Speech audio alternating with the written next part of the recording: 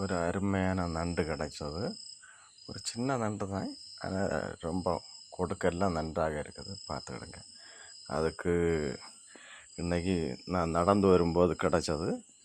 இன்றைக்கி வழியில் இருந்து கண்டதுனால அதை காப்பாற்றி கொண்டு வந்திருக்கேன். இனி அதுக்கு சேஃபான ஒரு இடத்துல கொண்டு போய் அதை விட போகிறோம். அது இன்றைக்கி இல்லை, நாளைக்கு அவங்கள கொண்டு விடுவோம்.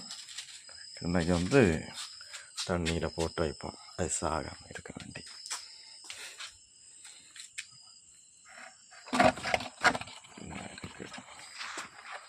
அருமையாட்டு இருக்காங்க.